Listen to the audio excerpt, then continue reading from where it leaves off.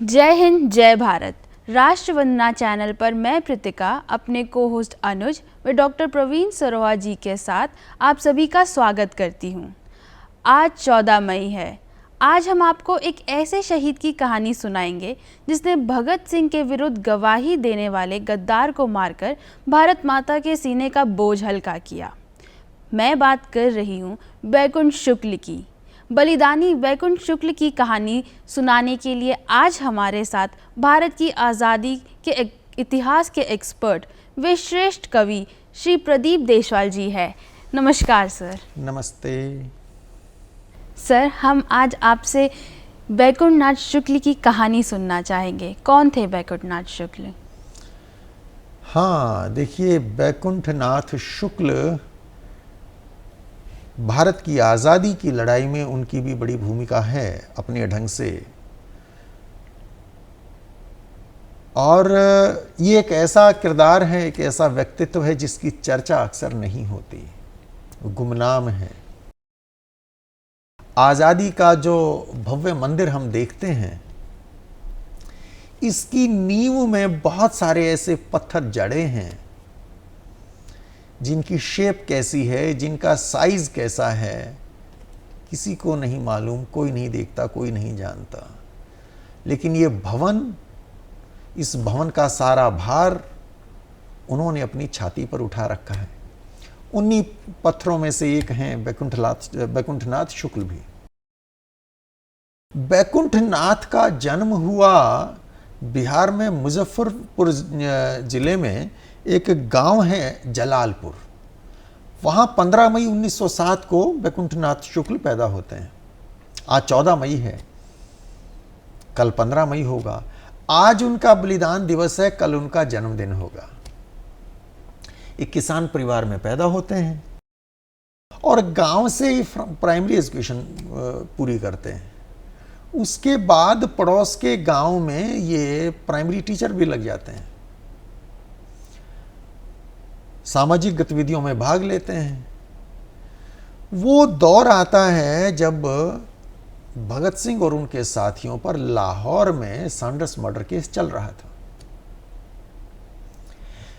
और इधर देश में गांधी जी ने सिविल डिसोबीडियंस मूवमेंट भी शुरू कर दिया था 1930 में। ये गांधी जी के उस आंदोलन में जुड़े हुए थे। इनके चाचा थे योगेंद्र शुक्ल, वो क्रांतिकारी थे। भगत सिंह और चंद्रशेखर आजाद, सुखदेव, बाकी लोगों ने मिलकर जो क्रांतिकारी पार्टी बनाई थी, HSRA, Hindustan socialist Republican association, उसके फाउंडर मेंबर्स में आते थे जोगेंद्र शुक्ल। तो उस नाते क्रांतिकारियों से कहीं दूर नजदीक का रिश्ता इनका बन गया था। तो वो रुझान थोड़ा सा उधर हो गया था। हुआ यूं कि HSRA के एक सीनियर मेंबर हुआ करते थे फणींद्रनाथ घोष। ये बिहार के बेतिया के रहने वाले थे, मूलतः बंगाल से थे। और HSRA में ये सेंट्रल कमेटी के मेंबर थे और बिहार स्टेट के इंचार्ज थे। लिहाजा बड़ी भूमिका इनकी उस संगठन में होनी चाहिए थी। बिहार में पार्टी के साथ कुछ लोगों को इसने जोड़ा भी था फणींद्रनाथ घोष ने। बदकिस्मती की बात यह थी इस देश की कि देखिए, यहां अगर एक पृथ्वीराज चौहान जन्म लेता है तो साथ में एक जयचंद भी पैदा हो जाता है। तो फणींद्रनाथ घोष 8 जून 1929 को गिरफ्तार हुआ। गिरफ्तारी के बाद क्रांति का भूत उतर गया। उसने भगत सिंह और बाकी साथियों के खिलाफ गवाही दी। तो उसकी गवाही से देश भर में, और कुछ और भी लोग थे जो साथी क्रांतिकारी थे पर गवाही दे रहे थे खिलाफ में, देश में इस बात को लेकर बड़ी नाराजगी हो रही थी। और इनकी गवाहियों की वजह से भगत सिंह, राजगुरु, सुखदेव को फांसी हुई और भी कई सारे क्रांतिकारियों को बहुत लंबी लंबी सजाएं हुई, काला पानी हुआ। इनके खिलाफ गुस्सा स्वाभाविक था। अब बिहार से ही वैकुंठ शुक्ल आते थे और बिहार का इंचार्ज था फणींद्रनाथ घोष। अंग्रेजों ने उसको बड़ा इनाम भी दिया था, तो उसको सजा देने का लोगों ने सोचा और ये बीड़ा उठाया था वैकुंठ शुक्ल ने।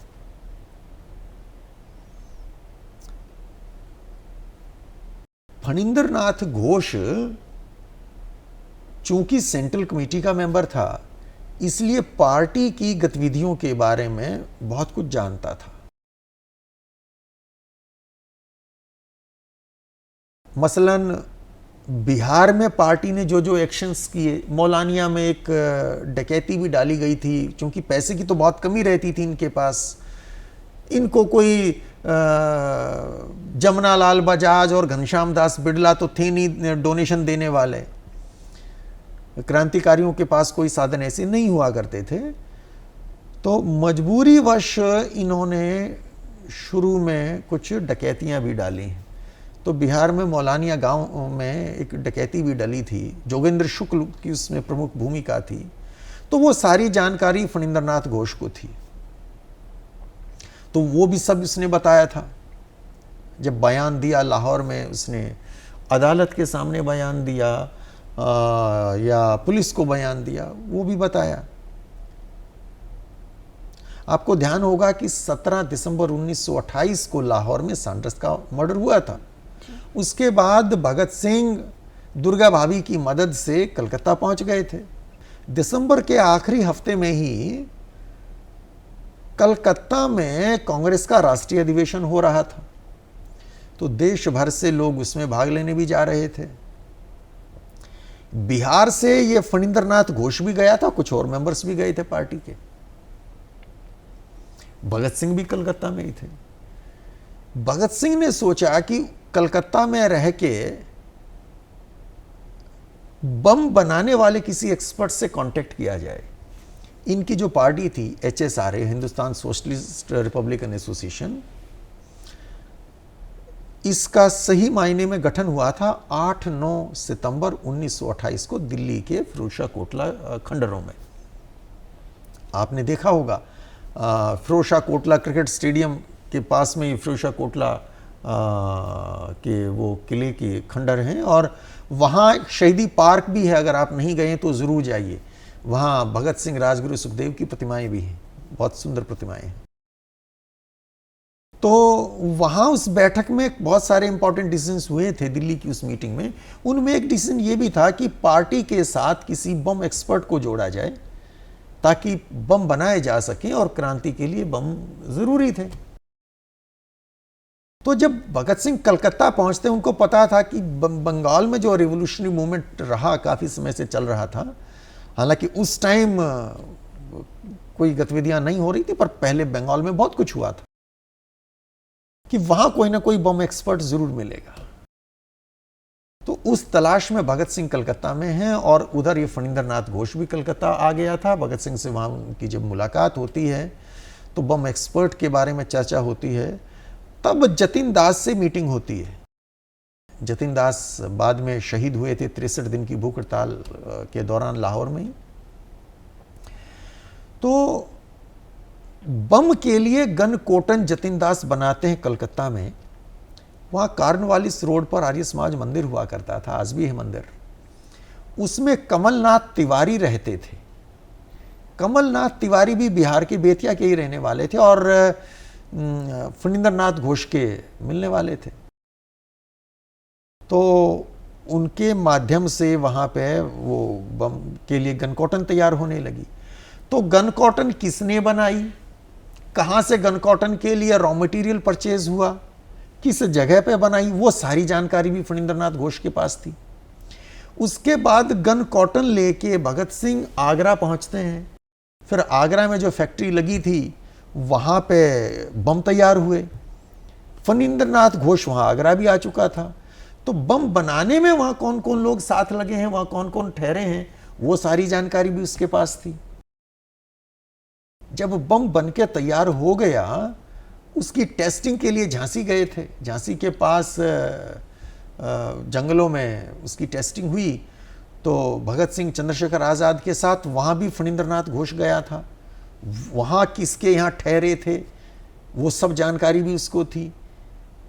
उसके बाद उसको लाहौर और अमृतसर में जो पार्टी की गतिविधियाँ हैं उसकी भी जानकारी थी।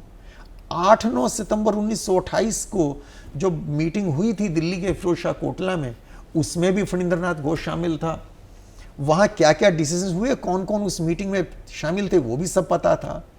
तो उस पापी ने वो सारी जानकारी जो उसके पास थी उसमें कुछ मिर्च मसाला भी ऐड किया, वो पुलिस को, अदालत को सब उसने बता दिया। तो इसमें ये हम माने कि ये अंग्रेज़ों का भेजा हुआ जासूस था या अंग्रेज़ों की यातनाओं से ये इसने गवाही दी, या इसका ये प्लान ही था कि हमें इस तरीके से आगे चलना है? देखिए डॉक्टर सरोहा, निश्चित तौर पे कहना तो कठिन होगा कि ये एक कारण रहा। जैसे आपने कहा कि क्या ऐसा ये अंग्रेज़ों का प्लांटेड ही तो नहीं था, अक्सर ऐसा हुआ भी करता था। अंग्रेज़ क्रांतिकारियों के साथ अपने लोगों को लगा भी दिया करते थे, ऐसा भी होता था, बहुत बार होता था, और कईयों पर ऐसे इल्ज़ाम लगे भी हैं। फणींद्रनाथ घोष के केस में क्या ऐसा था या नहीं था, निश्चित तौर पे कहना तो खैर मुश्किल है, पर कुछ कारण जो साफ नज़र आते हैं वो क्या है जी। एक तो ये कि फणींद्रनाथ घोष शादीशुदा था, जब अरेस्ट हो गया तो फांसी अगर नहीं भी मिली तो कम से कम उम्र कैद होगी, ये तो तय हो गया था। नई नई शादी हुई थी तो वो भी कहीं ना कहीं एक फैक्टर रहा। बीवी ने भी समझाया होगा और उसको भी वो गृहस्थ सुख का लोभ हुआ होगा, तो एक वजह तो वो रही होगी शायद। दूसरी, अंग्रेजों ने लालच भी दिया। इसको बाद में 20 एकड़ तो ज़मीन दी गई थी, 50 एकड़ तो ज़मीन दी गई थी इसको चंपारण में खेती के लिए, तो अंग्रेजों ने बहुत मदद की, वो लालच भी होगा। तीसरी वजह कहीं ईर्ष्या भी हो जाती है। जैसे ये उम्र में बड़ा था और अपने आप को बहुत सीनियर मानता था कि मैं तो पहले से ही क्रांतिकारी आंदोलन का हिस्सा रहा हूँ। अब भगत सिंह उम्र में तो इससे कई साल छोटे हैं, लेकिन भगत सिंह तो वो क्रांति के सूरज हैं। अब उनकी टावरिंग पर्सनैलिटी के आगे फणींद्रनाथ घोष बौना हो जाता है, तो शायद ईर्ष्या ने भी काम किया हो। इसके साथ साथ जेल की जो यातनाएं होती थीं वो भी बहुत मुश्किल होता था वो जीवन, और बहुत लोगों को तोड़ दिया था उन यातनाओं ने। भगत सिंह ने जो जेल में भूख हड़ताल शुरू की थी, बहुत वो ऐतिहासिक भूख हड़ताल, उसके पीछे कारण भी यही था कि जो जेल में नारकीय जीवन क्रांतिकारियों को और बाकी आज़ादी के सिपाहियों को जीना पड़ता है, वो हालात बदलने पड़ेंगे, नहीं तो जेल के डर से इस रास्ते पर निकलने वाले नहीं मिलेंगे। वहाँ जिस तरह के अमानवीय कष्ट दिए जाते थे, जितना गंदा खाना दिया जाता था, अंधेरी बदबूदार कोठरियों में रखा जाता था। एक छोटी सी कोठरी है, उस कोठरी में आप ढंग से लेट नहीं सकते, उसी कोठरी में आपको मल मूत्र का त्याग करना पड़ता था, उसी के लिए बर्तन रख दिया जाता था। अब आप उसी में रात भर उसी में आप वो मल छोड़ रहे हैं, ठीक है, और अगले दिन कोई आएगा वो उसको उठाएगा, उसी बदबू में, उसी गंदे हालात में आप रात भर पड़े। सोचना भी आसान नहीं है आज तो। खाना ऐसा था कि जानवर भी नहीं खाएंगे। तो उन यातनाओं का भय भी रहा होगा, कुछ दिन तो हवालात देख ही ली थी। तो बहुत सारे कारण शायद रहे होंगे, और उन कारणों से वो मोटिवेट होके या घबरा के उसने ऐसा पाप किया। कुछ औरों ने भी किया था, और भी लोगों ने गद्दारी की थी, लेकिन इसका चूंकि इसके पास जो इन्फॉर्मेशन थी वो सबसे ज़्यादा थी, इसलिए इसके स्टेटमेंट ने बहुत डैमेज किया था। और ये बिहार का ही रहने वाला था, तो इसलिए भी इससे बदला लेने के लिए बिहार में क्रांतिकारियों ने योजना बनाई। आखिरकार वो दिन आता है, ये बेतिया पहुंचते हैं अपने एक साथी के साथ। 9 नवंबर 1932 की बात है। एक गणेश प्रसाद गुप्ता थे, एक दुकानदार थे, इनकी भी दुकान हुआ करती थी, इनके परिवार की दुकान थी फणींद्रनाथ घोष की। तो गणेश प्रसाद गुप्ता की दुकान के बाहर गणेश से फणींद्रनाथ घोष बात कर रहा था, गपशप हो रही थी उनकी। ये साइकिल से वहां पहुंचते हैं, साथ में इनका दोस्त है। इनके पास एक हथियार था, खुखरी, तो उससे ये उसके सिर पे वार करते हैं। जैसे ये उस पे वार करते हैं, बिल्कुल अचूक निशाना सही ठिकाने पे मारते हैं। तो गणेश इनको पकड़ने की कोशिश करता है, इनका साथी गणेश पे वार करता है। और इंटरेस्टिंग बात यह है कि अंग्रेजों ने सिर्फ 50 एकड़ जमीन ही नहीं दी थी, सिक्योरिटी गार्ड भी दे रखा था, एक सिपाही हमेशा साथ रहता था। उस टाइम वो क्या कर रहा था, उसने क्या किया मालूम नहीं। खैर बाजार था, दिन की बात थी, तो वो लोग इनको घेर लेते हैं, वहां से भागते हैं। तो भागते हुए साइकिल नहीं उठा पाते, खुद तो निकल लेते हैं। साइकिल पे एक धोती में लिपटी हुई एक कटार भी रखी थी, वो धोबी के यहां धुलवाई हुई थी धोती, उस पे निशान था, इनका नाम था। उससे सुराग पुलिस को मिल जाता है और पुलिस फिर बैकुंठ शुक्ल की तलाश में लग जाती है। आखिरकार सोनपुर में गंडक नदी के पुल को ये पार कर रहे थे कि 6 जुलाई 1933 की बात है। वहां पुलिस इनको घेर लेती है और बैकुंठ शुक्ल पकड़े जाते हैं। मोतिहारी जेल में इन पर मुकदमा चलता है। जेल के अंदर ही मुकदमा चलाया जाता है, खुली अदालत नहीं लगती है, और बैकुंठ शुक्ल को फांसी की सजा सुनाई जाती है। और फिर आखिरकार आज के दिन 14 मई 1934 को गया सेंट्रल जेल में बैकुंठ शुक्ल को फांसी दे दी जाती है। तो ये थी कहानी बैकुंठ शुक्ल की। बलिदानी बैकुंठ शुक्ल की कहानी सुनकर बहुत आनंद आया और गर्व की अनुभूति हुई। आपका बहुत बहुत धन्यवाद। इसी तरह बार बार आपके साथ बैठ के आज़ादी के जाने अनजाने सिपाहियों की कहानी सुनते रहेंगे। फिर से आपका बहुत बहुत धन्यवाद सर। बहुत बहुत धन्यवाद आपका भी। तो ये थी कहानी बैकुंठ शुक्ल की। आपको कैसी लगी कमेंट सेक्शन में लिखकर ज़रूर बताएं। जल्दी फिर मिलेंगे इतिहास के पन्नों की धूल हटाकर एक नई कहानी के साथ। जय हिंद, जय भारत।